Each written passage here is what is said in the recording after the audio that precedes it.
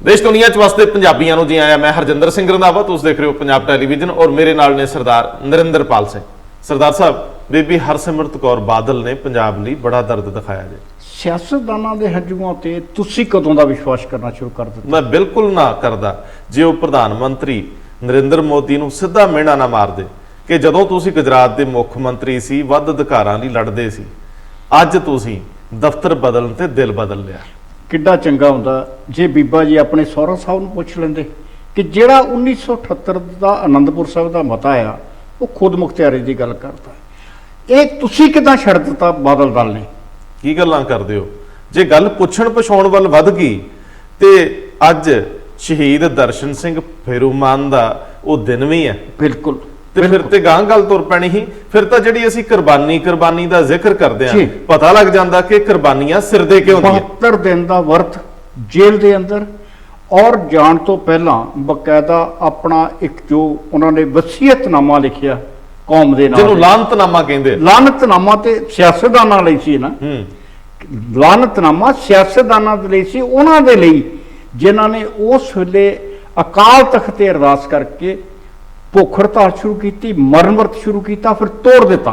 ਅੱਗੇ ਜਾਵਾਂਗੇ, ਚਰਚਾ ਕਰਾਂਗੇ, ਲੇਕਿਨ ਦੇਸ਼ ਦੇ ਵਿੱਚ ਕਿਸਾਨਾਂ ਦੀਆਂ 250 ਜਥੇਬੰਦੀਆਂ ਇਕੱਠੀਆਂ ਹੋਈਆਂ ਦਿੱਲੀ 'ਚ ਤੇ 5 ਨਵੰਬਰ ਲਈ ਇੱਕ ਨਵਾਂ ਪ੍ਰੋਗਰਾਮ ਦੇਤਾ। ਆਖੇ 4 ਘੰਟੇ ਲਈ ਭਾਰਤ ਦਾ ਚੱਕਾ ਜਾਮ ਕਰ ਦਿਆਂਗੇ। ਦੇਖੋ ਪੰਜਾਬ ਤੇ ਪਹਿਲਾਂ ਹੀ ਬੰਦ ਪਿਆ, ਲੇਕਿਨ ਕੇਂਦਰ ਨੇ ਫਾਰਮੂਲੇ ਵੀ ਕੱਢਣੇ ਸ਼ੁਰੂ ਕਰਤੇ ਜਿਹੜੇ ਇਸ ਅੰਦੋਲਨ 'ਚ ਪੰਜਾਬ ਦੇ ਵਿੱਚ ਬਿਨਾਂ ਸਾਜ਼ਾਂ ਤੋਂ ਤਾਲ ਦਿੰਦੇ ਰਹੇ। ਹਾਂ, ਗਾਇਕ ਤੇ ਐਕਟਰ। ਬਿਲਕੁਲ ਬਿਲकुल। ਕਹਿੰਦੇ ਉਹਨਾਂ ਦੀਆਂ ਪੱਤਰੀਆਂ, ਜਨਮ ਪੱਤਰੀਆਂ ਖੋਲਣੀਆਂ, ਉਹਨਾਂ ਦੇ ਆਲੇ ਦੁਆਲੇ ਵੀ ਸ਼ਿਕੰਜਾ ਕੱਸਣਾ ਸ਼ੁਰੂ ਕਰ ਦਿੱਤਾ। ਤੇ ਇਦਨ ਕੈਪਟਨ ਸਾਹਿਬ ਦਾ ਜ਼ਿਕਰ ਛਿੜਿਆ ਅੱਜ। ਕਹਿੰਦੇ ਜੀ ਉਹ ਵਹਿੰਦੇ ਫਿਰਦੇ ਚੈੱਕ ਚੁੱਕ ਕਰਕੇ ਕਿ ਕਿਹੜਾ ਮੰਤਰੀ ਕਿੱਥੇ ਗਾ, ਜੇ ਲੋੜ ਪਵੇ ਬਦਲ ਲਈਏ।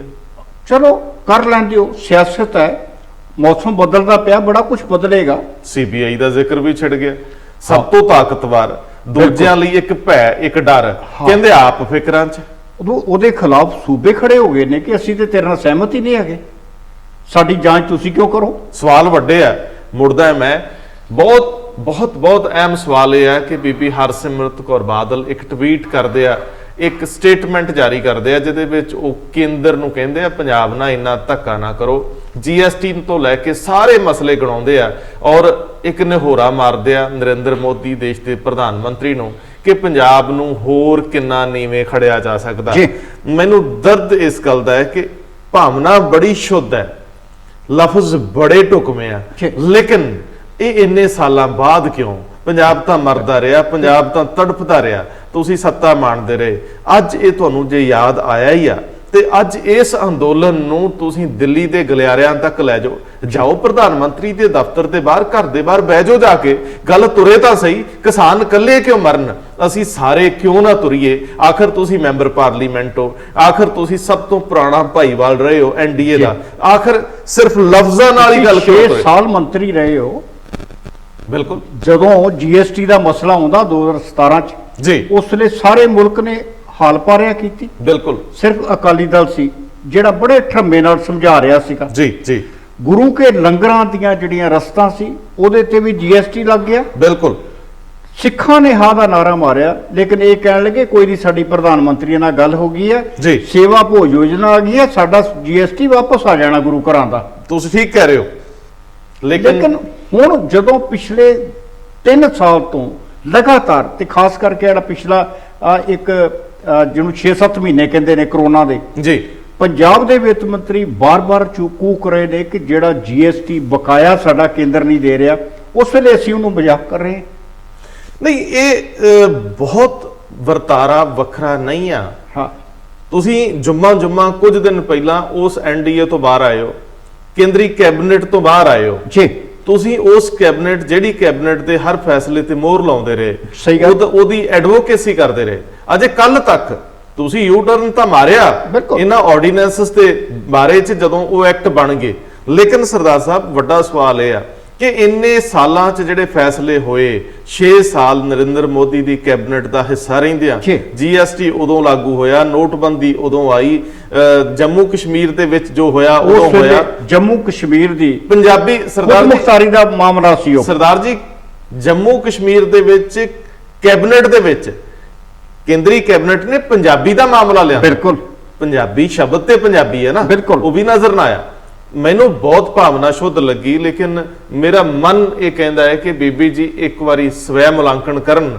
ਜੇ ਯੁੱਧ ਲੜਨਾ ਹੈ ਤੇ ਫਿਰ ਕਹਿਣੀ ਤੇ ਕਰਨੀ ਬਿਲਕੁਲ ਸਮਾਨ ਹੋਵੇ, ਤੇ ਫਿਰ ਯੁੱਧ ਜਿਹੜਾ ਸਿੱਧਤ ਹੋਵੇ ਪੰਜਾਬ ਦੇ ਮਸਲਿਆਂ ਤੋਂ, ਜਿੱਥੇ ਜੰਗ ਲੜੀ ਜਾਣੀ ਹੈ। ਬਿਲਕੁਲ ਤਿਆਰੀ ਪੂਰੀ, ਕੋਈ ਨਹੀਂ। ਦੇਖੋ ਜੇ ਵਾਕਈ ਮਨ ਬਣਾ ਲਿਆ ਤੇ ਫਿਰ ਮੈਦਾਨ ਦੇ ਵਿੱਚ ਉਤਰਨਾ ਬਣਦਾ ਹੈ। ਚਲੋ ਇੱਥੇ ਅੱਗੇ ਜ਼ਿਕਰ ਚੱਲਦੇ ਰਹਿਣਗੇ। ਜਦੋਂ ਗੱਲ ਕੁਰਬਾਨੀਆਂ ਦੀ ਹੁੰਦੀ ਹੈ ਨਾ ਜੀ, ਅਸੀਂ ਇਹ ਦਰਸ਼ਨ ਸਿੰਘ ਫੇਰੂਮਾਨ ਸ਼ਹੀਦ ਦਾ ਅੱਗੇ ਜ਼ਿਕਰ ਕਰਾਂਗੇ, ਲੇਕਿਨ ਕਿਸਾਨੀ ਘੋਲ ਦਾ ਜ਼ਿਕਰ ਕਰਨਾ ਪਹਿਲਾਂ ਬਣਦਾ ਹੈ।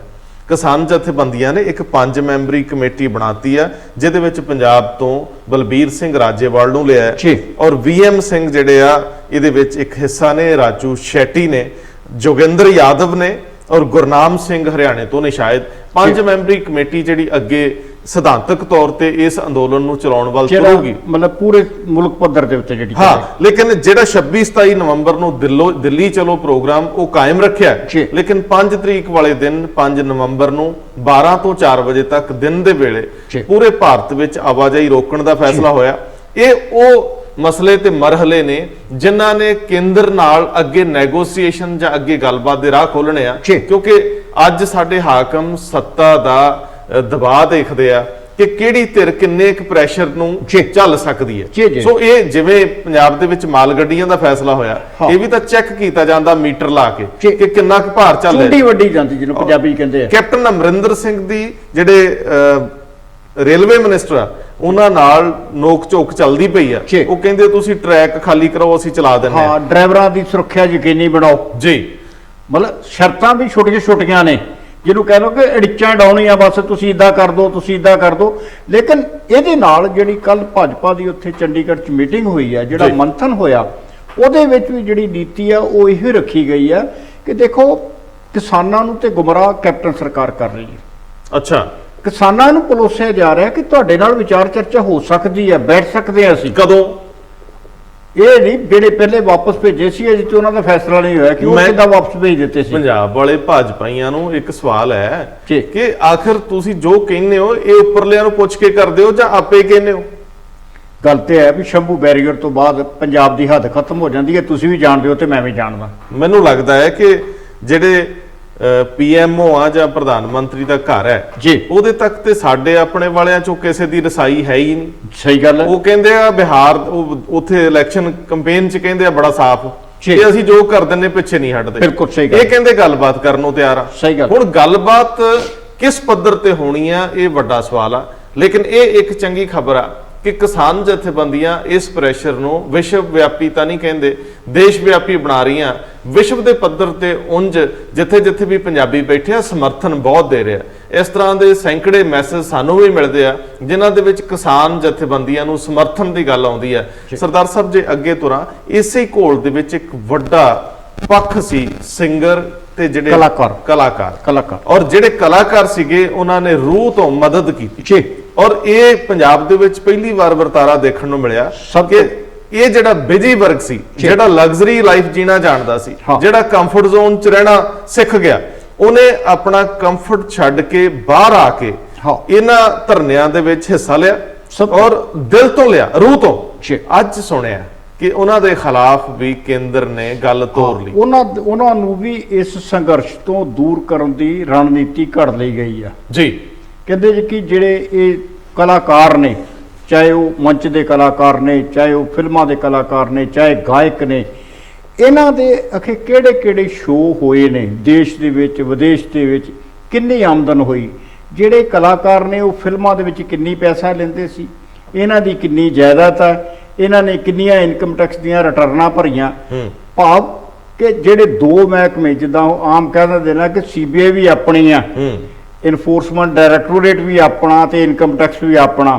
ਹੁਣ ਇਹ ਸਾਰੇ ਮਹਿਕਮੇ ਜਿਹੜੇ ਆ ਜਦੋਂ ਕੰਮ ਸ਼ੁਰੂ ਕਰਨਗੇ ਤੇ ਜਦੋਂ ਬਾਰ-ਬਾਰ ਇੱਕ ਬੰਦੇ ਨੂੰ ਸੱਦਿਆ ਜਾਏਗਾ ਦਫ਼ਤਰਾਂ 'ਚ, ਤੇ ਫਿਰ ਘੱਟੋ ਘੱਟ ਸ਼ੰਭੂ ਬੈਰੀਅਰ ਤੇ ਤੱਕ ਨਹੀਂ ਜਾ ਸਕੇਗਾ। ਦੇਖੋ ਗੱਲ ਇਹ ਆ ਵੀ ਇਹ ਫਾਰਮੂਲੇ ਤੇ ਦੇਸ਼ ਦੇ ਪੋਲੀਟੀਸ਼ੀਅਨਸ ਵੀ ਨਹੀਂ ਚੱਲ ਸਕੇ ਜੀ।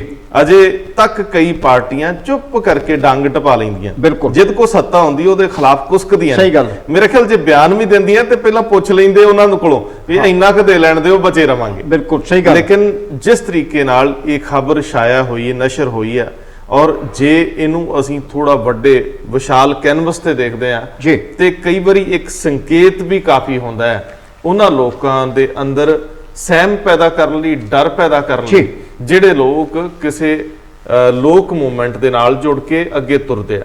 ਕਿਉਂਕਿ ਕਲਾਕਾਰਾਂ ਦਾ ਜੀਵਨ ਹੀ ਸਾਰਾ ਲੋਕਾਂ ਨਾਲ ਹੈ, ਸਮਾਜ ਨਾਲ ਹੈ, ਫਿਰ ਉਹਨਾਂ ਦਾ ਵੱਖਰੇ ਹੋਣਾ ਤਾਂ ਸੰਭਵ ਨਹੀਂ ਸੀ। ਪਰ ਇਸ ਤਰ੍ਹਾਂ ਦੇ ਫਿਕਰ ਦੇ ਵਿੱਚ ਕੋਈ ਦਿਲ ਤੋਂ ਨਾਲ ਤੁਰਨਾ ਸੌਖਾ ਨਹੀਂ ਮਹਿਸੂਸ ਕਰਦਾ। ਸਹੀ ਗੱਲ। ਮੈਨੂੰ ਲੱਗਦਾ ਹੈ ਕਿ ਵੱਡੇ ਕਲਾਕਾਰ ਤੁਰੰਤ ਦੂਰੀ ਬਣਾਉਣਗੇ ਅੰਦੋਲਨਾਂ ਤੋਂ, ਔਰ ਮੇਰਾ ਖਿਆਲ ਆਪਣੇ ਜਮਾ ਘਟਾਓ ਚ ਲੱਗਣਗੇ। ਮੈਂ ਇਹਦੇ ਨਾਲ ਮੈਂ ਇੱਕ ਗੱਲ ਹੋਰ ਜ਼ਰੂਰ ਕਹਾਂਗਾ ਕਿ ਜੇ ਇਹ ਜਿਹੜੀ ਖਬਰ ਅਸੀਂ ਵੇਰਵਾ ਦਿੱਤਾ ਹੈ, ਜੇ ਖਬਰ ਬਿਲਕੁਲ ਸਹੀ ਹੈ, ਸਰਕਾਰ ਦੀ ਕੋਈ ਐਸੀ ਮਨਸ਼ਾ ਹੈ, ਤੇ ਫਿਰ ਸਰਕਾਰ ਨੂੰ ਉਹ ਖਬਰ ਵੀ ਬੜੇ ਨੀਝ ਨਾਲ ਪੜ੍ਹਨੀ ਚਾਹੀਦੀ ਹੈ ਜਿੱਥੇ ਇਹ ਆ ਗਿਆ ਕਿ ਕੇਂਦਰੀ ਜਾਂਚ ਬਿਊਰੋ ਵਰਗੀ ਏਜੰਸੀ, ਜਿਹਨੂੰ ਅਸੀਂ ਕੇਂਦਰੀ ਏਜੰਸੀ ਕਹਿੰਦੇ ਹਾਂ, ਜਿਹਦੇ ਤੇ ਹਰ ਵਿਸ਼ਵਾਸ ਕਰਦਾ ਕਿ ਅਗਰ ਇਹ ਮਸਲਾ ਕਿਸੇ ਸੂਬੇ ਨੇ ਕ੍ਰਾਈਮ ਦਾ, ਜੁਰਮ ਦਾ ਹੱਲ ਨਹੀਂ ਕੀਤਾ, ਕੋਈ ਆਰਥਿਕ ਅਪਰਾਧ ਦਾ ਹੱਲ ਨਹੀਂ ਕੀਤਾ, ਤੇ ਕੇਂਦਰੀ ਜਾਂਚ ਬਿਊਰੋ ਕਰੇਗੀ।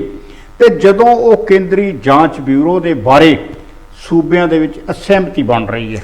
ਤੁਹਾਨੂੰ ਯਾਦ ਹੈ ਕਿ ਮੇਰੀ ਉਮਰ ਦੇ ਵਿੱਚ ਤਾਂ ਮੈਂ ਤਾਂ ਦੇਖਿਆ ਬਹੁਤ ਸ਼ੁਰੂਆਤੀ ਦੌਰ ਦੇ ਵਿੱਚ ਕਿ ਇਸ ਏਜੰਸੀ ਦੇ ਉੱਤੇ ਇੱਕ ਭਰੋਸਾ ਸੀ, ਅਮੂਮਨ ਹੁੰਦਾ ਸੀ ਕਿ ਜਾਂਚ ਸੀਬੀਆਈ ਨੂੰ ਦੇ ਦਿਓ, ਦੁੱਧ ਦਾ ਦੁੱਧ, ਪਾਣੀ ਦਾ ਪਾਣੀ ਹੋ ਜਾਏ। ਸਹੀ ਗੱਲ। ਇੱਕ ਕ੍ਰੈਡੀਬਿਲਿਟੀ ਬਣੀ ਹੋਈ ਸੀ। ਹੌਲੀ ਹੌਲੀ ਜਿਵੇਂ ਜਿਵੇਂ ਸਰਕਾਰਾਂ ਦਾ ਟੋਟਲ ਸਿਆਸੀਕਰਨ ਹੋ ਗਿਆ, 2014 ਦੇ ਵਿੱਚ ਮਾਨਯੋਗ ਸੁਪਰੀਮ ਕੋਰਟ ਨੇ ਕਿਹਾ ਕਿ ਸੀਬੀਆਈ ਜਿਹੜੀ ਆ ਇਹ ਸੱਤਾਧਾਰੀਆਂ ਦਾ ਪਿੰਜਰੇ ਦਾ ਤੋਤਾ ਹੈ, ਇਹਦੇ ਤੋਂ ਵੱਧ ਖਤਰਨਾਕ ਕੋਈ ਜਿਹੜਾ ਟਿੱਪਣੀ ਹੈ ਨਹੀਂ ਹੋ ਸਕਦੀ ਕਿਸੇ ਜਾਂਚ ਏਜੰਸੀ ਬਾਰੇ।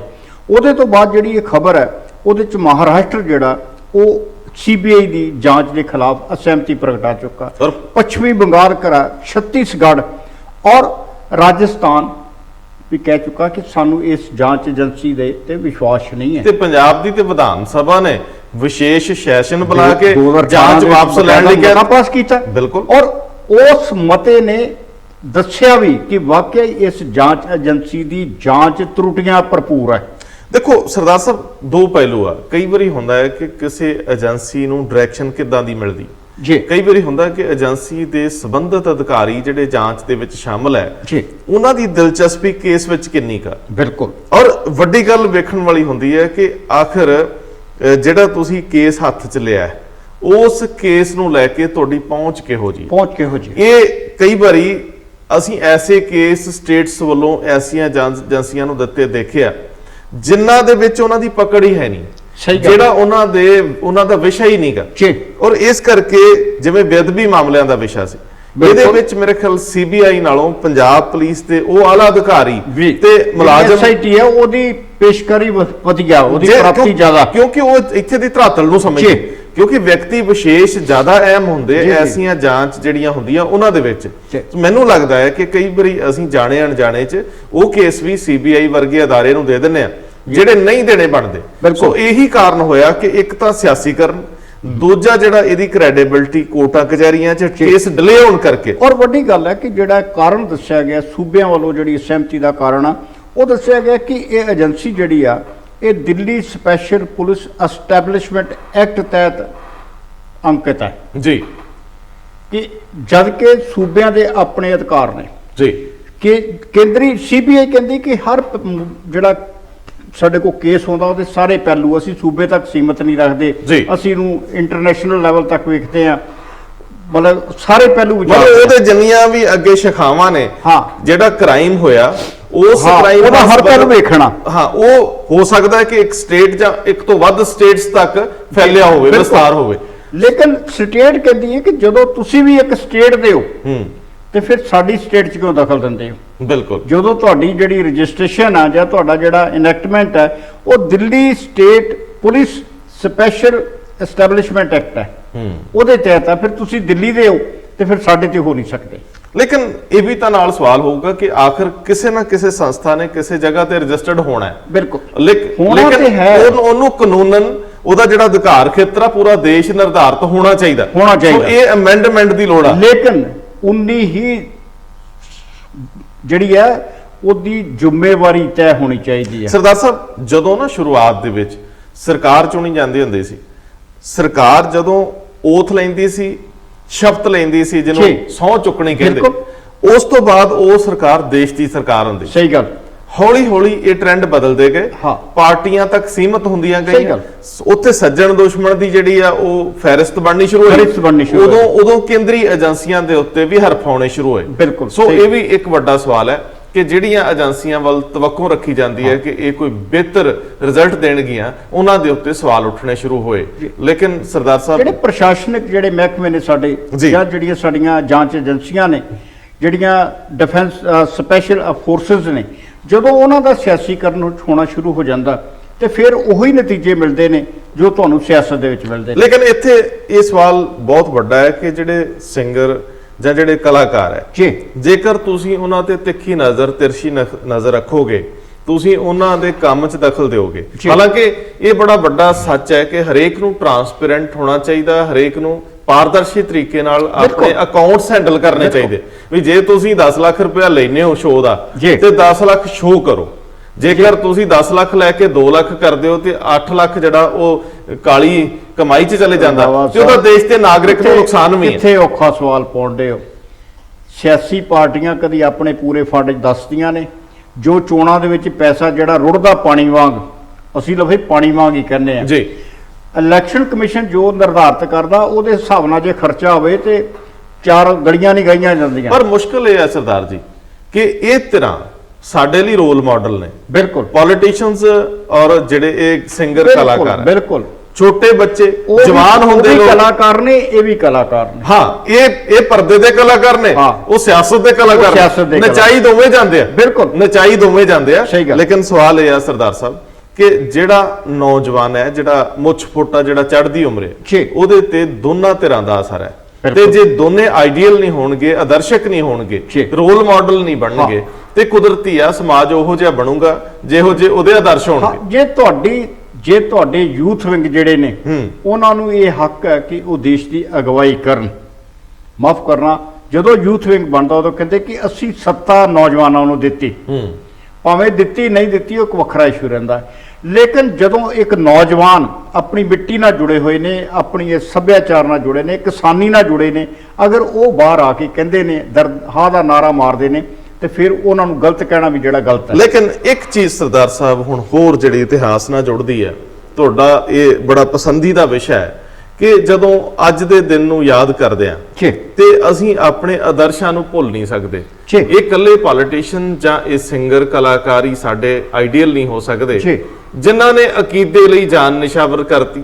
ਜਦੋਂ ਸੰਤ ਫਤਿਹ ਸਿੰਘ ਤੇ ਮਾਸਟਰ ਤਾਰਾ ਸਿੰਘ ਭੱਜ ਜਾਂਦੇ, ਭਗੌੜੇ ਹੋ ਜਾਂਦੇ, ਲਫ਼ਜ਼ ਵਰਤਣੇ ਨਹੀਂ ਚਾਹੀਦੇ, ਉਹ ਵੀ ਵੱਡੀਆਂ ਹਸਤੀਆਂ ਪੈਣਗੇ। ਕਿਉਂਕਿ ਮਾਸਟਰ ਤਾਰਾ ਸਿੰਘ ਹੋਰਾਂ ਨੂੰ ਤਨਖਾਹ ਲੱਗੀ ਅਕਾਲ ਤਖਤ ਤੋਂ, ਉਹਨਾਂ ਤਨਖਾਹ ਲਵਾਈ ਹੈ। ਸੰਤ ਫਤਿਹ ਸਿੰਘ ਹੋਰਾਂ ਨੇ ਮਰਨ ਵਰਤ ਰੱਖਿਆ, ਔਰ ਸਭ ਤੋਂ ਵੱਡੀ ਗੱਲ ਹੈ ਕਿ ਵਰਤ ਰੱਖਿਆ ਕਿਉਂ ਸੀ? ਪੰਜਾਬੀ ਸੂਬੇ ਵਾਸਤੇ ਜੀ, ਪੰਜਾਬ ਦੀਆਂ ਮੰਗਾਂ ਵਾਸਤੇ। ਚੰਡੀਗੜ੍ਹ ਪੰਜਾਬ ਨੂੰ ਦੇਣ, ਚੰਡੀਗੜ੍ਹ ਪੰਜਾਬ ਨੂੰ ਦੇ ਦਿਓ। ਅਕਾਲ ਤਖਤ ਤੇ ਅਰਦਾਸ ਕੀਤੀ, ਹਵਨ ਕੁੰਡ ਬਣ ਗਏ, ਅਗਨ ਕੁੰਡ ਬਣ ਗਏ। ਇਹਨਾਂ ਦੇ ਵਿੱਚ ਇਹ ਭਸਮ ਹੋ ਜਾਣਾ ਜੇ ਮੰਗਾਂ ਨਾ ਮੰਨੀਆਂ, ਸਭ ਕੁਝ ਨਾ, ਤੇ ਮੁੜ ਕੇ ਕੁਛ ਵੀ ਨਹੀਂ। ਉਹਦੇ ਤੋਂ ਬਾਅਦ ਜਿਹੜੇ ਦਰਸ਼ਨ ਸਿੰਘ ਫੇਰੂਮਾਨ ਨੇ ਇਹ ਸਾਹਮਣੇ ਆਉਂਦੇ ਨੇ, ਅਰਦਾਸ ਕੀਤੀ, ਪੁਲਿਸ ਨੇ ਚੁੱਕ ਕੇ ਜੇਲ੍ਹ 'ਚ ਬੰਦ ਕਰਤਾ ਜੀ। ਜੇਲ੍ਹ 'ਚ ਮਰਨ ਵਰਤ ਚੱਲਦਾ ਰਿਹਾ। 72 ਦਿਨ ਬਾਅਦ ਸਰੀਰ ਤਿਆਗ ਗਿਆ ਜੀ। ਔਰ ਉਸ ਦਰਸ਼ਨ ਸਿੰਘ ਫੇਰੂਮਾਨ ਦੀ ਕਦੇ ਅਕਾਲੀ ਦਲ ਨੂੰ ਯਾਦ ਨਹੀਂ ਆਈ। ਅੱਜ ਜਦੋਂ ਤੁਸੀਂ ਗੱਲ ਯਾਦ ਕੀਤੀ ਸੀ ਬੀਬਾ ਹਰਸਿਮਰਤ ਬਾਦਲ ਦੀ, ਤੇ ਫਿਰ ਜਿਹੜੇ ਲੋਕ ਅੱਜ ਪੰਜਾਬ ਲਈ ਚੰਡੀਗੜ੍ਹ ਦੀ ਵਕਾਲਤ ਕਰਦੇ ਪਏ ਨੇ, ਪੰਜਾਬ ਦੇ ਪਾਣੀਆਂ ਦੀ ਵਕਾਲਤ ਕਰਦੇ ਨੇ, ਜਾਂ ਪੰਜਾਬੀ ਬੋਲੀ ਦੀ ਕਰਦੇ ਨੇ, ਜਾਂ ਪੰਜਾਬੀ ਸੂਬੇ ਦੀ, ਪੰਜਾਬੀ ਬੋਲਦੇ ਇਲਾਕਿਆਂ ਦੀ ਕਰਦੇ ਨੇ, ਤੇ ਉਸ ਵੇਲੇ ਜ਼ਰੂਰੀ ਸੀ ਕਿ ਦਰਸ਼ਨ ਸਿੰਘ ਫੇਰੂਮਾਨ ਨੂੰ ਯਾਦ ਕੀਤਾ ਜਾਂਦਾ। ਸਰਦਾਰ ਜੀ, ਜਦੋਂ ਇਹ ਲੋਕ ਸੱਤਾ 'ਚ ਹੁੰਦੇ ਉਦੋਂ ਤਾਂ ਕੁਝ ਇਹਨਾਂ ਨੂੰ ਯਾਦ ਨਹੀਂ ਆਉਂਦਾ। ਚਲੋ ਹੁਣ ਸੱਤਾ ਤੋਂ ਬਾਹਰ ਸੀ, ਐਰਕਾ ਹੀ ਯਾਦ ਕਰ ਲੈਂਦੇ। ਸਵਾਲ ਵੱਡਾ ਇਹ ਆ ਕਿ ਦਰਸ਼ਨ ਸਿੰਘ ਫੇਰੂਮਾਨ ਕੌਣ ਸਨ? ਇਹ ਦੇਖਣਾ ਬਣਦਾ, ਇਤਿਹਾਸ ਦੇ ਪੰਨੇ ਫਰੋਲਣੇ ਚਾਹੀਦੇ ਆ, ਉਹਨਾਂ ਬੰਦ ਗਲੀਆਂ 'ਚ ਗੇੜਾ ਮਾਰਨਾ ਚਾਹੀਦਾ, ਭਾਵੇਂ ਡਰਾਉਂਦੀਆਂ ਨੇ, ਕਿਉਂਕਿ ਸਾਡੇ ਕਿਰਦਾਰ ਉਹ ਜਿਹੜੇ ਇਤਿਹਾਸਕ ਕਿਰਦਾਰ ਉਹਨਾਂ ਨਾਲੋਂ ਊਣੇ ਤੇ ਬੌਣੇ। ਦਰਸ਼ਨ ਸਿੰਘ ਫੇਰੂਮਾਨ ਦਾ ਜਿਹੜੀ ਇਸ ਵੇਲੇ ਉਹਨਾਂ ਦੀ ਜਿਹੜੀ ਜਗ੍ਹਾ ਆ, ਅਗਰ ਤੁਸੀਂ ਜਿਹੜਾ ਰਈਆ ਆ ਜਿੱਥੇ ਉੱਥੇ ਦਰਸ਼ਨ ਸਿੰਘ ਫੇਰੂਮਾਨ ਕਾਲਜ ਹੈ ਜੀ, ਪਬਲਿਕ ਸਕੂਲ ਹੈ, ਉਹਦੇ ਨਾਲ ਸੱਜੇ ਹੱਥ ਖਡੂਰ ਸਾਹਿਬ ਨੂੰ ਇੱਕ ਰਸਤਾ ਜਾਂਦਾ ਜੀ, ਉਸ ਸੜਕ ਦੇ ਉੱਤੇ ਆ, ਬਿਲਕੁਲ ਬਿਆਬਾਨ ਜੀ ਸੜਕ ਹੈ, ਖੱਬੇ ਹੱਥ ਜਾ ਕੇ ਜਗ੍ਹਾ ਆ, ਕੋਈ ਬਹੁਤ ਆਲੀਸ਼ਾਨ ਨਹੀਂ, ਲੇਕਿਨ ਜੋ ਪਰਿਵਾਰ ਨੇ ਜਾਂ ਜੋ ਪਿੰਡ ਵਾਸੀਆਂ ਨੇ ਜਗ੍ਹਾ ਬਣਾਈ ਹੈ। ਸਵਾਲ ਤੇ ਹੈ ਕਿ ਉੱਥੇ ਕਦੇ ਕਿਸੇ ਨੂੰ ਕੋਈ ਯਾਦ ਨਹੀਂ ਨਹੀਂ, ਮੈਂ ਪਿਛਾਂ ਝਾਤੀ ਮਾਰਨਾ ਚਾਹੁੰਦਾ। ਦਰਸ਼ਨ ਸਿੰਘ ਫੇਰੂਮਾਨ ਜਦੋਂ ਸਿਆਸਤ ਵਿੱਚ ਆਉਂਦੇ ਆ ਤੇ ਉਹ ਅਕਾਲੀ ਸਫਾ ਚ ਆਉਂਦੇ ਆ, ਬਿਲਕੁਲ ਉਹ ਜੇਲ੍ਹ ਵੀ ਕੱਟਦੇ ਆ, ਔਰ ਉਸ ਤੋਂ ਬਾਅਦ ਉਹ ਸ਼੍ਰੋਮਣੀ ਕਮੇਟੀ ਦਾ ਪਹਿਲਾ ਹਾਊਸ ਉਹਦੇ ਮੈਂਬਰ ਵੀ ਬਣਦੇ, ਸ਼੍ਰੋਮਣੀ ਕਮੇਟੀ ਬਣਾਉਣ ਚ ਵੀ ਯੋਗਦਾਨ ਪਾਉਂਦੇ। ਜੀ, ਫਿਰ ਉਹ ਮੁੜ ਕੇ ਕਾਂਗਰਸ ਸਫਾ ਵੱਲ ਚਲੇ ਜਾਂਦੇ। ਬਿਲਕੁਲ। ਇੱਕ ਦੌਰ ਆਉਂਦਾ ਜਦੋਂ ਇਹਨਾਂ ਚ ਇੰਨਾ ਭੰਬਲ ਭੂਸਾ ਸੀ, ਕੌਣ ਅਕਾਲੀ ਕੌਣ ਕਾਂਗਰਸੀ, ਇੱਕ ਦੂਜੇ ਵੱਲ ਸ਼ਿਫਟ ਹੁੰਦੇ ਰਹਿੰਦੇ ਸੀ। ਨਹੀਂ, ਇਹ ਤੇ ਅਜੇ ਵੀ ਭੰਬਲ ਭੂਸਾ ਹੈ ਰੰਧਾਵਾ ਜੀ, ਅੱਜ ਵੀ ਕੋਈ ਪਤਾ ਨਹੀਂ ਲੱਗਦਾ ਵੀ ਅਕਾਲੀ ਕੌਣ ਆ ਤੇ ਕਾਂਗਰਸੀ ਕੌਣ ਕਿਹਦੇ ਨਾਲ ਆ। ਬਸ ਵੋਟਾਂ ਦੀ ਐਲਾਨ ਹੋਣ ਦੀ ਦੇਰ ਹੈ, ਸਵੇਰੇ ਕਾਂਗਰਸੀ ਹੁੰਦੇ ਨੇ, ਦੁਪਹਿਰ ਨੂੰ ਭਾਜਪਾ ਚ ਹੁੰਦੇ ਨੇ, ਸ਼ਾਮ ਨੂੰ ਕਾਂਗਰਸ ਚ ਹੋ ਜਾਂਦੇ ਨੇ, ਕੋਈ ਪਤਾ ਨਹੀਂ ਲੱਗਦਾ। ਸ਼ਹੀਦ ਦਰਸ਼ਨ ਸਿੰਘ ਫੇਰੂਮਾਨ ਸਿਰਫ ਸਧਾਰਨ ਇਨਸਾਨ ਨਹੀਂ ਸੀਗੇ, ਉਹ ਮੈਂਬਰ ਰਾਜ ਸਭਾ ਵੀ ਰਹੇ, ਮੈਂਬਰ ਰਾਜ ਸਭਾ ਰਹੇ। ਔਰ ਵੱਡੀ ਗੱਲ ਇਹ ਹੈ ਕਿ ਉਹਨਾਂ ਨੇ ਜਦੋਂ ਇਹ ਸ਼ਹਾਦਤ ਦਿੱਤੀ ਆ, ਉਸ ਵੇਲੇ ਉਹ ਕਨਸੈਪਟ, ਉਹ ਸੰਕਲਪ, ਜਿਹੜਾ ਸੰਕਲਪ ਇਹਨਾਂ ਦੋ ਵੱਡੀਆਂ ਹਸਤੀਆਂ ਨੇ ਮਾਸਟਰ ਤਾਰਾ ਸਿੰਘ ਔਰ ਸੰਤ ਫਤਿਹ ਸਿੰਘ ਨੇ ਖੋਰਤਾ ਸੀ ਕਿ ਅਰਦਾਸ ਕਰਕੇ ਪਿਛਾਂਹ ਹਟ ਜਾਓ। ਹਾਂ, ਔਰ ਉਸੇ ਹੀ ਭਾਵਨਾ ਨੂੰ ਫੜਿਆ ਸੀ ਕਿ ਜੇ ਤੁਸੀਂ ਚੰਡੀਗੜ੍ਹ ਪੰਜਾਬ ਨੂੰ ਨਹੀਂ ਦਿੰਦੇ, ਪੰਜਾਬ ਦੀਆਂ ਹੱਕੀ ਮੰਗਾਂ ਨਹੀਂ ਮੰਨਦੇ, ਜਿਹੜੀਆਂ ਮੰਗਾਂ ਲਈ ਸੰਤ ਫਤਿਹ ਸਿੰਘ 2 ਵਾਰੀ ਭੱਜੇ, ਜਿਹੜਾ ਅਗਨ ਕੁੰਡ ਬਣਾ ਕੇ ਛੱਡ ਕੇ ਚਲੇ ਗਏ, ਤੇ ਉਹਦੇ ਲਈ ਇਹ ਦਰਸ਼ਨ ਸਿੰਘ ਫੇਰੂਮਾਨ ਸ਼ਹੀਦ ਹੋਏ। ਲੇਕਿਨ ਸਵਾਲ ਇਹ ਹੈ ਕਿ ਸ਼ਾਇਦ ਉਦੋਂ ਵੀ ਅਕਾਲੀ ਸਰਕਾਰ ਸੀ, ਫਿਰ ਉੱਥੇ ਆ ਉਦੋਂ ਵੀ ਅਕਾਲੀ ਸਰਕਾਰ। 1982 ਚ ਕੀ ਹੋਇਆ ਜੀ, ਜਦੋਂ ਨਹੀਂ ਸਰਕਾਰ ਉਹ ਅਕਾਲੀ ਸੀ, ਬਿਲਕੁਲ ਜੀ, ਜਦੋਂ 1982 ਦੇ ਵਿੱਚ ਅਕਾਲੀ ਦਲ ਨੇ ਧਰਮਯੁੱਧ ਮੋਰਚਾ ਅਪਣਾਇਆ, ਉਸ ਲਈ ਸੰਤ ਹਰਚੰਦ ਸਿੰਘ ਲੌਂਗੋਵਾਲ ਡਿਕਟੇਟਰ ਸਨ ਜੀ, ਕਿਉਂਕਿ ਪ੍ਰਧਾਨ ਸਨ ਅਕਾਲੀ ਦਲ ਦੇ। ਉਸ ਤੋਂ ਬਾਅਦ 1983 ਦੇ ਵਿੱਚ ਇਹਨਾਂ ਨੇ ਮਰਜੀਵੜੇ ਭਰਤੀ ਕੀਤੇ ਜੀ। ਉਸ ਵੇਲੇ ਕਹਿੰਦੇ ਕਿ 93,000 ਦੇ ਕਰੀਬ ਮਰਜੀਵੜੇ ਸਨ, ਜਿਨ੍ਹਾਂ ਨੇ ਇਹ ਸਹੁੰ ਚੁੱਕੀ ਸੀ ਕਿ ਜੇ ਦਰਬਾਰ ਸਾਹਿਬ ਤੇ ਫੌਜ ਚੜੀ ਤਾਂ ਅਸੀਂ ਸਭ ਤੋਂ ਪਹਿਲਾਂ ਮਰਾਂਗੇ ਮੋਰੇ ਹੋ ਕੇ। ਉਹਨਾਂ ਤੇ ਸਾਰੀ ਲੀਡਰਸ਼ਿਪ ਜਿਹੜੀ ਅਕਾਲੀ ਦਲ ਦੀ ਬੈਠੀ ਹੈ ਇਸ ਵੇਲੇ ਮੌਜੂਦਾ ਨੇ, ਮੁੜ ਕੇ ਲੱਭੇ ਕਿਤੇ। ਮੈਂ ਕਹਾਂ ਜੀ ਇਹੋ ਹੀ ਤਾਂ ਸਾਰੀ ਗੱਲ ਹੈ ਕਿ ਜਿਨ੍ਹਾਂ ਲੋਕਾਂ ਨੇ ਉਸ ਵੇਲੇ ਅਕਾਲ ਤਖਤ ਸਾਹਿਬ ਦੇ ਸਨਮੁਖ ਅਰਦਾਸ ਕੀਤੀ ਔਰ ਸਹੁੰ ਚੁੱਕੀ ਮਰਜੀਵੜੇ ਬਣਨ ਦੀ, ਉਹਨਾਂ ਚੋਂ ਗਿਣਤੀ ਦੇ ਨੇ ਜਿਹੜੇ ਵਾਕਿਆ ਹੀ ਮਾਰੇ ਗਏ, ਸ਼ਹੀਦ ਹੋਏ, ਜੋ ਮਰਜ਼ੀ ਕਹਿ ਲਓ, ਲੇਕਿਨ ਇਹ ਬਾਕੀ ਸਾਰੇ ਜਿਹੜੇ ਨੇ ਬਾਹਰ ਨੇ, ਬਾਕੀ ਸਾਰੇ ਬਾਹਰ ਨੇ ਜੀ। ਸੰਤ ਹਰਚੰਦ ਸਿੰਘ ਲੌਂਗੋਵਾਲ ਦੀ ਬਰਸੀ ਤੇ ਹਰ ਸਾਲ ਜਾਂਦੇ ਨੇ ਬਾਦਲ ਸਾਹਿਬ, ਸਾਰੇ ਜਾਂਦੇ ਨੇ ਕਿ ਸਾਡਾ ਲੀਡਰ ਹੈ। ਲੇਕਿਨ ਸਵਾਲ ਹੈ ਕਿ ਜਿਸ ਸ਼ਖਸ ਨੇ ਅਰਦਾਸ ਦੀ ਮਹਾਨਤਾ ਜਿਹੜੀ ਸੀ ਉਹਦੇ ਵਾਸਤੇ ਕੁਰਬਾਨੀ ਦੇ ਦਿੱਤੀ ਕਿ ਅਰਦਾਸ ਨਹੀਂ ਟੁੱਟਣੀ ਚਾਹੀਦੀ ਸਿੱਖ ਦੀ, ਉਹਨੂੰ ਯਾਦ ਕਰਨ ਨੂੰ ਕੋਈ ਤਿਆਰ ਨਹੀਂ। ਲੇਕਿਨ ਇਹੀ ਗੱਲ ਜਿਹੜੀ ਅੱਜ ਦੇ ਦਿਨ 'ਚ ਬੀਬੀ ਹਰਸਿਮਰਤ ਕੌਰ ਨੇ ਉਠਾਈ ਆ ਜੀ ਕਿ ਰਾਜਾਂ ਨੂੰ ਤੁਸੀਂ ਖੁਦ ਮੁਖਤਿਆਰੀ ਨਪੀੜੋ ਨਾ, ਜਿਹੜੇ ਲਫ਼ਜ਼ ਉਹਨਾਂ ਦੇ ਮੈਨੂੰ ਤਾਂ ਬੜੇ ਅਜੀਬ ਲੱਗੇ। ਉਹ ਕਹਿੰਦੇ ਜੀ ਕੇਂਦਰ ਪੰਜਾਬ ਨੂੰ ਨਿਚੋੜਨ ਤੇ ਤੁਲਿਆ ਜੀ, ਇਹ ਲਫ਼ਜ਼ ਬੜੇ ਖਾਸ ਨੇ। ਸਹੀ ਗੱਲ। ਔਰ ਉਹ ਕਹਿੰਦੇ ਕੇਂਦਰ ਰਾਜਾਂ ਦੇ ਮਾਲੀਏ 'ਚ ਹੋਰ ਕਮੀ ਦਾ ਵਿਚਾਰ ਛੱਡੇ, ਦਫ਼ਤਰ ਬਦਲਣ ਨਾਲ ਦਿਲ ਕਿਉਂ ਬਦਲ ਗਿਆ। ਇਹ ਵੱਡੇ ਸਵਾਲ ਆ। ਲੇਕਿਨ ਸਵਾਲ ਇਹ ਆ ਕਿ ਆਖਰ ਤੁਸੀਂ ਜਿਹੜੇ ਲੀਹ ਤੇ ਚੱਲਣਾ ਸੀ, ਉਸ ਲੀਹ ਤੋਂ ਤੁਸੀਂ ਪਿਛਾਂ ਕਿਉਂ ਆ ਗਏ? ਮੈਂ ਤਾਂ ਹੋਰ ਸਵਾਲ ਕਰਨ ਲੱਗਾ ਕਿ ਅਸੀਂ ਪਹਿਲਾਂ ਬੜੀ ਵਾਰ ਜ਼ਿਕਰ ਕਰ ਸਕਦੇ ਹਾਂ, ਅੰਮ੍ਰਿਤਸਰ ਅਕਾਲੀ ਸਿਆਸਤ ਦਾ ਕੇਂਦਰ ਰਿਹਾ ਹਮੇਸ਼ਾ, ਕੇਂਦਰ ਬਿੰਦੂ ਬਿਲਕੁਲ ਰਿਹਾ, ਸਾਰੇ ਮੋਰਚੇ ਇੱਥੋਂ ਲੱਗੇ। ਇਸ ਕੇਂਦਰ ਬਿੰਦੂ ਨੂੰ ਚੰਡੀਗੜ੍ਹ ਕੌਣ ਲੈ ਕੇ ਗਿਆ? ਅਕਾਲੀ ਦਲ ਨੂੰ ਸਿੱਖ ਸਿਧਾਂਤਾਂ ਤੋਂ ਦੂਰ ਕਿਸ ਨੇ ਕੀਤਾ? ਪੰਜਾਬੀ ਪਾਰਟੀ ਕਿਹਨੇ ਬਣਾਇਆ? ਪੰਜਾਬੀ ਪਾਰਟੀ ਕਿਹਨੇ ਬਣਾਇਆ?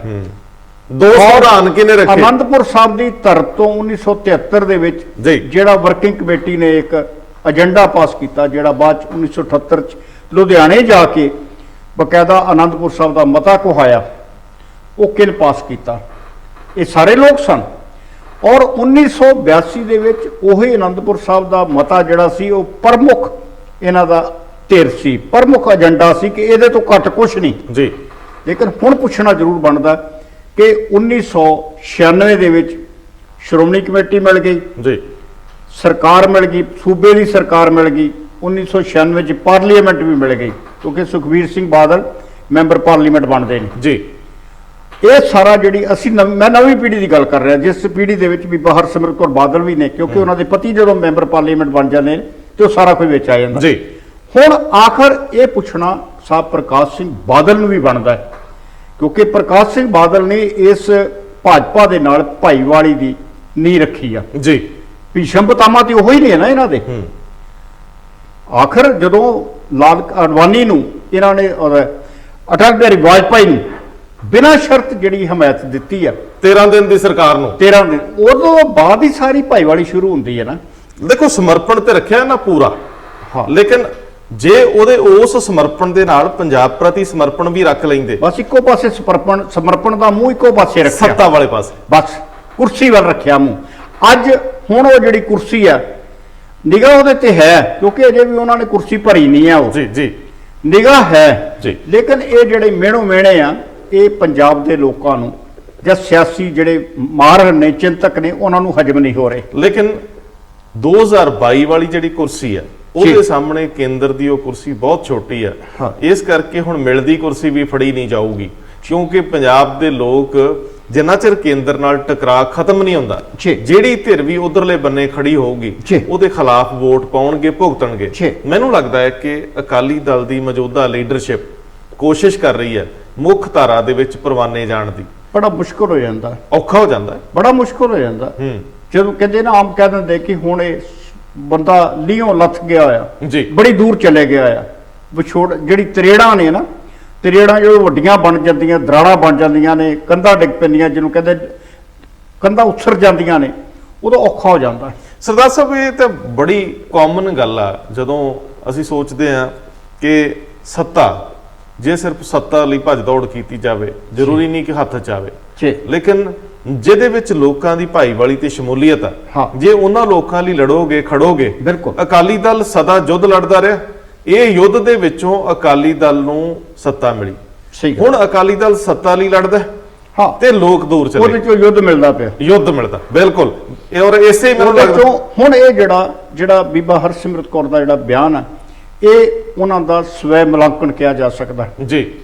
ਅੱਜ ਉਹਨਾਂ ਨੂੰ ਬੜੇ ਅਰਸੇ ਬਾਅਦ ਯਾਦ ਆਇਆ ਕਿ ਕਦੇ ਨਰਿੰਦਰ ਮੋਦੀ ਵੀ ਮੁੱਖ ਮੰਤਰੀ ਗੁਜਰਾਤ ਸੀ। ਨਹੀਂ, ਹੁਣ ਬੀਬਾ ਹਰਸਿਮਰਤ ਬਾਦਲ ਠੀਕ ਟਰੈਕ ਤੇ ਨੇ, ਹਾਂ। ਪਰ ਲੋੜ ਹੈ ਕਿ ਅਕਾਲੀ ਦਲ ਦੇ ਫੈਸਲੇ ਵੀ ਠੀਕ ਟਰੈਕ ਤੇ ਲਓ। ਇਸੇ ਟਰੈਕ ਤੇ ਲਓ। ਹੁਣ ਸਵਾਲ ਇਹ ਹੈ ਕਿ ਚਲੋ ਕਹਿੰਦੇ ਆ ਜੇ ਸਵੇਰ ਦਾ ਭੁੱਲਿਆ ਸ਼ਾਮ ਨੂੰ ਘਰ ਆ ਜੇ। ਜੀ। ਸਵਾਲ ਇਹ ਆ ਕਿ ਅਕਾਲੀ ਦਲ ਦੇ ਹੁਣ ਦੇ ਵੀ ਪੈਂਤੜੇ ਕੋਈ ਬਹੁਤ ਪੰਜਾਬ ਪੱਖੀ ਨਹੀਂ ਲੱਗਦੇ। ਜੀ। ਉਹ ਵੀ ਲੋੜ ਚੋਂ ਨਿਕਲਿਆ, ਉਹ ਵੀ ਮਜਬੂਰੀ ਵਸ ਨੇ। ਅਜੇ ਦੁਬਦਾ ਆ। ਅਜੇ ਤੇ ਮੈਂ ਤੁਹਾਨੂੰ ਬੇਨਤੀ ਕੀਤੀ ਕਿ ਅਜੇ ਲੱਗਦਾ ਕਿ ਇਹ ਕੁਰਸੀ ਤੇ ਅਜੇ ਵੀ ਸਾਡਾ ਹੀ ਹੱਕ ਹੈ। ਇੱਕ ਬੜਾ ਵੱਡਾ ਸਵਾਲ ਹੈ ਕਿ ਜੇਕਰ ਤੁਸੀਂ ਸੱਤਾ ਨੂੰ ਘਰ ਤੋਂ ਬਾਹਰ ਜਾਣ ਹੀ ਨਹੀਂ ਦੇਣਾ, ਜੇਕਰ ਤੁਸੀਂ ਹਰ ਚੀਜ਼ ਕੇਂਦਰ 'ਚ ਰੱਖ ਲਈ, ਹੁਣ ਕਹਿੰਦੇ ਜੀ ਸੱਤਾ ਦਾ ਕੇਂਦਰੀਕਰਨ ਕੇਂਦਰ ਨੇ ਕਰਤਾ, ਡਿਕਟੇਟਰਸ਼ਿਪ ਹੋ ਗਈ ਅਤੇ ਇਧਰ ਪਰਿਵਾਰੀਕਰਨ ਹੋ ਗਿਆ, ਉਹ ਵੀ ਤੇ ਕੇਂਦਰੀਕਰਨ ਹੀ ਆ। ਮੈਂ ਉਹੀ ਪੁੱਛਦਾ ਕਿ ਜੇਕਰ ਅਕਾਲੀ ਦਲ ਨੂੰ ਵੇਖਣਾ ਹੋਵੇ ਤੇ ਉਹਦਾ ਕੇਂਦਰੀਕਰਨ ਕਿੱਥੇ ਆ? ਬਿਲਕੁਲ, ਉਹਦਾ ਕੇਂਦਰੀਕਰਨ ਪਰਿਵਾਰ ਤੱਕ ਨਹੀਂ। ਪਰਿਵਾਰ ਦੇ ਕਿੰਨੇ ਜੀ ਸੱਤਾ 'ਚ ਭਾਈਵਾਲ? ਸੋ ਇਹ ਵੀ ਵੱਡਾ ਸਵਾਲ ਆ ਕਿ ਜੇਕਰ ਤੁਸੀਂ ਉਹਨਾਂ ਨੂੰ ਮਿਹਣਾ ਮਾਰਦੇ ਹੋ ਤੇ ਆਪਣੇ ਘਰੇ ਵੀ ਝਾਤੀ ਮਾਰੋ। ਮੈਂ ਕਿਹਾ ਨਹਿਰੂ ਦੀ ਡਾਇਨੈਸਟੀ ਦਾ ਵਿਰੋਧ ਕਰਨ ਵਾਲੀਆਂ ਸ਼ਹਿਰੀ ਸਿਆਸੀ ਧਿਰਾਂ ਇਸ ਵੇਲੇ ਪਰਿਵਾਰਵਾਦ 'ਚ ਫਸੀਆਂ ਹੋਈਆਂ ਨੇ। ਲੇਕਿਨ ਇਸ ਤੋਂ ਵੱਡੀ ਤਰਾਸਦੀ ਕੀ ਹੋ ਸਕਦੀ ਹੈ? ਲੇਕਿਨ ਸਰਦਾਰ ਸਾਹਿਬ, ਅਕਾਲੀ ਦਲ ਜਿਹੜਾ ਮੂਲ ਸਿਧਾਂਤ ਸੀ ਆਪਣੇ ਲੋਕਾਂ ਲਈ ਤੁਰਨਾ ਲੜਨਾ। ਸਹੀ ਗੱਲ। ਠੀਕ ਹੈ ਜੀ। ਔਰ ਇਹ ਸਭ ਤੋਂ ਪਹਿਲਾਂ ਅਕਾਲੀ ਦਲ ਵੱਧ ਅਧਿਕਾਰਾਂ ਦੀ, ਸੱਤਾ ਦੇ ਵਿਕੇਂਦਰੀਕਰਨ ਦੀ ਗੱਲ ਕਰਦਾ ਸੀ, ਪਰ ਜਦੋਂ ਸੱਤਾ ਘਰੋਂ ਤੁਰੀ ਉਦੋਂ ਸਾਰੇ ਦਾ ਸਾਰਾ ਘਰ ਦੇ ਵਿੱਚ ਕੇਂਦਰੀਕਰਨ ਹੋ ਗਿਆ। ਅੱਜ ਸਭ ਤੋਂ ਪਹਿਲਾਂ ਉੱਥੇ ਜ਼ਰੂਰਤ ਆ ਕਿ ਤੁਸੀਂ ਉਸ ਜਿਹੜੀ ਘਰ ਦੇ ਵਿੱਚ ਪਈ ਇੱਕ ਸਭ ਤੋਂ ਪੁਰਾਣੀ ਜਿਹੜੀ ਸਿੱਲ ਆ ਉੱਥੋਂ ਸ਼ੁਰੂ ਕਰੋ, ਨਵੀਂ ਨਹੀਂ ਰੱਖੋ। ਔਰ ਤੁਸੀਂ ਇਸ ਅਕਾਲੀ ਦਲ ਨੂੰ ਪੁਰਾਣੇ ਅਕਾਲੀ ਦਲ ਦੇ ਬਨਿਸਬਤ ਨਵੀਆਂ ਲੀਆਂ ਤੇ ਲਿਆਓ। ਇਹ ਵੇਖਣਾ ਹੋਊਗਾ ਹੁੰਦਾ ਕਿ ਨਹੀਂ। ਬਿਲਕੁਲ। ਲੇਕਿਨ ਤੁਰੇ ਤਾਂ ਹੈ, ਤੁਰੇ ਤੇ ਹੈ, ਖੈਰ ਮਕਦਮ ਹੈ। ਬਿਲਕੁਲ। ਚਲੋ ਜੀ ਆਇਆਂ।